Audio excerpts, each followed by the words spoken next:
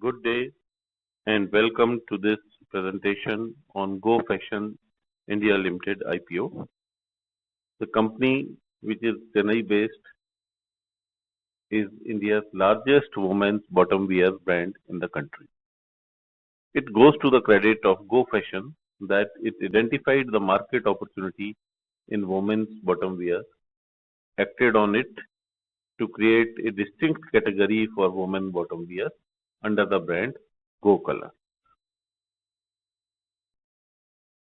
Go Fashion IPOs, which is little over 1,000 crore, opens on 17th November and closes on 22nd November because of in between holidays. The fresh issue is only for 125 crores and large portion of the issue is an offer for sale by different promoters. Bid lot is 21 shares. Price band for the offer at the upper end is rupees 690. Only 10% of the issue is reserved by for the retail investors. So merely 0.76 lakh applications are required for one-time subscription of the retail quota, which could result in very heavy subscription. In the OFS, the sale is being done by the Sarogi family, called the PKS Family Trust and the VKS Family Trust, and Trikoha Capital India Investment, which was an early stage PE investor in the company, India Advantage Fund, and Dynamic India Fund. Go Fashion India is a pioneer in branded bottom wear for women. It was established in the year 2011. The company has 450 exclusive brand outlets called EBOs, which are spread across the entire country in 23 states and union territories. The company distribution channels, apart from its own exclusive outlets, include selling through large format stores like Reliance Retail, Central Unlimited, Panther, etc. One third of the company's sales goes through these channels.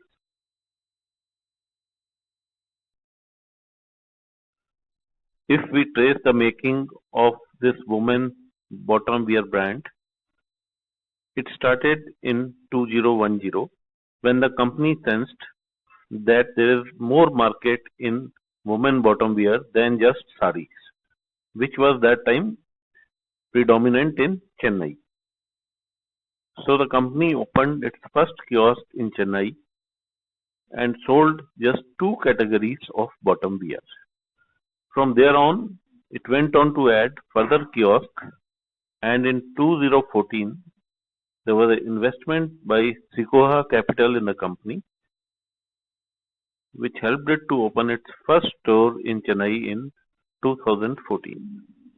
Subsequently, the company has grown at a faster pace with investment by ICICI Ventures in 2018, and by the year 2020, the company crossed the 400 store milestone and had presence over 100 cities, and in the process won several awards and accolades. Company's bottom wear products include Indian as well as Western wear, as well as a mix of these like churidars, leggings, pants, patialas, palazzos, trousers, jeggings. They're all sold through multiple categories such as ethnic wear, Western wear, or a fusion wear. Fashion has a market share of about 8% in the branded women's bottom wear market in the year 2020. From the IPO proceeds, it plans to open 120 new stores, and the rest of the money will be used for working capital requirement. In the long run, that is over next 6 to 7 years, it plans to launch about 2,000 exclusive brand outlets in the country.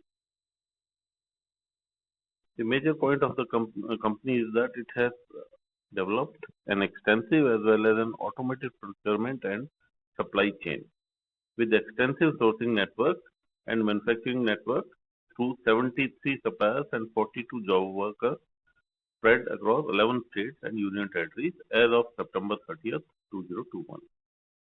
The company has a pan-India network of EBOs across 23 states. 70% of its stores are in West and South. The promoters, Sarogi family holding will come down from present 57.5% to near about 52.8% post this. Now we have a look at the financials of the company. The company revenue has been fluctuating in the last 3 years. It has incurred loss for the year FY21.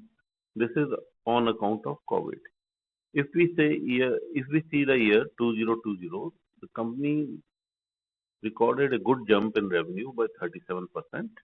But after that, COVID struck, and in FY21, its revenue went down by 36%. The company seems to have recovered somewhat in June 21, but it's not at same level, and it's very difficult to predict whether this year's sales will be able to match the pre-COVID level sales of the company. Also, company enjoyed a good EBITDA level, which peaked at 32% in FY20 and came down to 18.5% in FY21, and the company ended in loss thereafter. In this quarter also, in the first 3 months of this year also, the company has reported a loss. If we see the EPS of the company, it's in negative territory. If we base this earnings on FY20 numbers, that is pre-COVID level, the company has reported an earning of about 9.74, and on this F20 numbers, assuming that the company will be able to achieve the same revenues and net profit levels, the PE works out to be 70.8, which is slightly on the higher side. The company is seeking a market cap of about 3,700 crores, and a market cap to sales ratio is about 50. Some concerns about the company. The current impact of COVID-19 can continue for some more time. There is a lot of uncertainty on this count, and business operations can be affected. One cannot predict with certainty whether the things will normalize to pre-COVID levels and in how much time this is going to happen. The company may not be able to anticipate frequent changes in price trends, in fashion trends, and customer preferences, and thus may lag behind its competitors. Company owns about 6 brand names which it has applied for, but they are still pending for registration under the Trademarks Act. Any setback on this count will have a bearing on the company. Women wear market is largely unorganized. There is heavy competition from unorganized sectors. The company may continue to face this in near future as well as.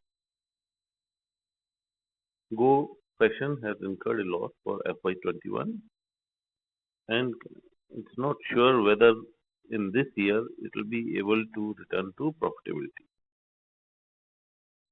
2 decades back, the women's clothing market was heavily skewed towards sari business.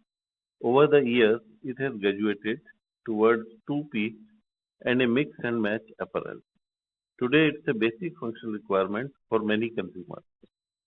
This is further helped by increasing percentage of working women and preference of younger generation for new type of clothing.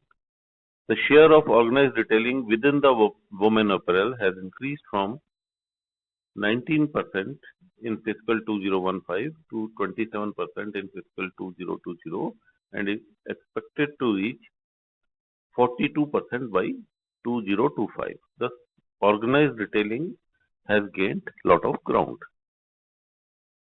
A growing working female population has led to evolving fashion trends, and rising spending power has further helped the women's bottom wear market to grow at a fast pace, and it is expected to grow at a CAGR of 12.35% to reach about 24,000 crore by 2025. Within this, the share of organized sector in which the company operates, that is organized innerwear sector, is expected to garner a share of 38% with the CAGR of 24.3% till 2025. The company's brand has a presence in various retail locations for more than 10 years now. With a focus on EBOs, the company has built a brand equity and has built a right connect with the consumer. With its brick and mortar stores, its own website, and existence on marketplaces, malls, and various other platforms, the brand has taken a multi-channel strategy to boost its growth. The company suffered a lot in the pandemic and posted negative earnings in the last 15 months. It cannot be blamed for this, as most of its exclusive business outlets, which are located in malls, remains closed due to government guidelines, as well as due to the people not preferring to go to crowded places. The company has backing of PE investors, Shikoha Capital and ICICI Ventures, which together held 42.5% stake in the company. The GMP of the company has been in an upward trajectory and is about rupees 325 as of now. Listing gains in the IPOs are more a function of operator interest, market sentiment, and lot of other factors and cannot be predicted. Especially for companies where the prices are not backed by actual revenues or bottom line, but are based more on expectations of increased revenues and sometimes earnings as well.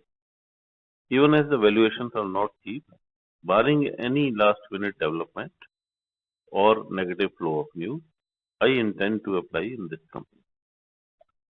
Due to current frenzy for IPOs, allotment may be rather difficult in this IPO, as only 10% of the IPO is reserved for retail. Majority of the proceeds from IPO are as OFS and will not go towards meeting any expenses of the company or any expansion plan of the company or debt reduction. If there is any further information, I generally put it on my website, IPO and more, and one can see the website for any last minute information. Thank you very much. Please see my disclaimer about this presentation.